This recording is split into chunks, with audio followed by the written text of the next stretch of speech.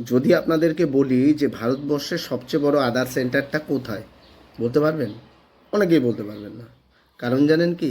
আপনারা হয়তো বিভিন্ন রাজ্যের নাম বলবেন যে এখানে এই আধার সেন্টার বড় আছে, কিন্তু ভারতবর্ষের সবচেয়ে বড় আধার সেন্টার হলো পশ্চিমবঙ্গ। क्या नाम है? फारूक शेख। फारूक। शेख। कहाँ से आए हो? मीरा रोड से। मीरा रोड कहाँ है? मुंबई। मुंबई कैसे गए तुम? गया था 14 महीने। अभी तो तुम बोला बांग्लादेश से आए हैं। नहीं भाई, मैं बोला ना भाई, मुंबई से गाँव जा रहा था। घर तुम्हारा कहाँ है? नौड़ाइल। नौड़ाइल कहाँ? नौड़ाइल नौड़ागति थाना, मावलीपुरम, कौन सा देश? कौन? बांग्लादेश। बांग्लादेश।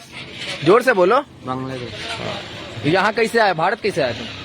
आया था 14 महीने पहले, वो एजेंट का साथ आया था। कौन एजेंट? वो देश में है वो एजेंट। बांग्लादेश में एजेंट है। हाँ। अच्छा, तुम्हारे फोन में आधार कार्ड जो है वो पश्चिम बंगाल का है, हाँ, वो कैसे आया? वो जिस बार गया था उसी टाइम वो लोग जाते टाइम बना के दिया था। कौन बना के दिया था? वो पश्चिम बंगाल से, वो जो लोग से काम चलता है। এবার আপনারা বুঝতে পারলেন যে আমি কেন বললাম যে পশ্চিমবঙ্গ হলো ভারতবর্ষের সবচেয়ে বড় আধার সেন্টার। কারণ এখানে ওই বাংলাদেশের আগাকাটা মূলগুলো অনায়াসে চলে আসছে রাতের অন্ধকারে বর্ডার টপকে, এবং এখানে দালাল মারফত তাদের কিছু লোকও আছে এখানে বিভিন্ন জেলায় বসবাস করছে, তাদেরকে আধার কার্ড, ভোটার কার্ড, পাসপোর্ট সব কিছু প্রোভাইড করে দিচ্ছে, এবং সেই আধার কার্ড, পাসপোর্টের মাধ্যমে বা ভোটার কার্ডের মাধ্যমে তারা ভারতবর্ষের বিভিন্ন রাজ্যে ছড়িয়ে পড়ছে।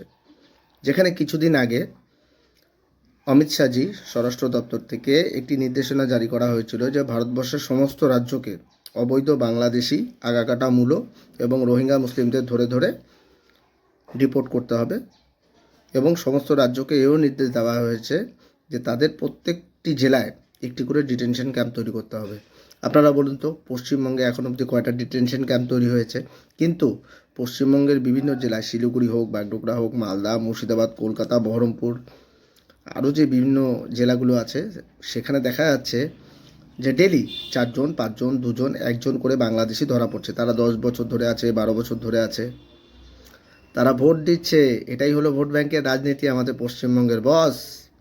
এখানে হিন্দুদের থেকে এই দুধেল গাই, মানে এই আগাকাটা মূলো, বাংলাদেশি মূলোগুলোকে বেশি দাম দেওয়া হয়। এমনকি সরকারি বিভিন্ন জায়গায় এদের লোক বসানো আছে, যাতে এরা যখনই বর্ডার টপকে রাতের আধারে আসবে, এদেরকে সহজে সব কিছু বানিয়ে দেওয়া হবে। এই যে ভিডিওটাতে আপনারা দেখলেন, আমার মানে একটাই কথা পরিষ্কারভাবে আমি বলতে চাই অমিত শাহজিকে, যে দেখুন, পশ্চিমবঙ্গে যত তাড়াতাড়ি সম্ভব প্রেসিডেন্ট রুল চালু করুন এবং আর্মি নামিয়ে পশ্চিমবঙ্গের বিভিন্ন জেলায় সার্চ অপারেশন চালু করুন। তাহলে কিন্তু আগামী দিনে পশ্চিমবঙ্গ সিরিয়ায় পরিণত হবে। আর বাংলা তো এমনি বারুদের উপরে আছে, 2 দিন পর 3 দিন পর এখানে বোমা বিস্ফোরণ, ওখানে বোমা বিস্ফোরণ, এই বোমা মজুত, এই মজুত, এটা হতেই থাকে। তো যাই হোক, আমার ভিডিও যদি আপনাদের ভালো লাগে, ভিডিওটা সবাইকে শেয়ার করবেন। আর দেখুন, কেউ রাগ করবেন না কিন্তু, আমি কিন্তু যা বলি একদম, মানে ওই বলে না, খাপে খাপ পল্টুর বাপ,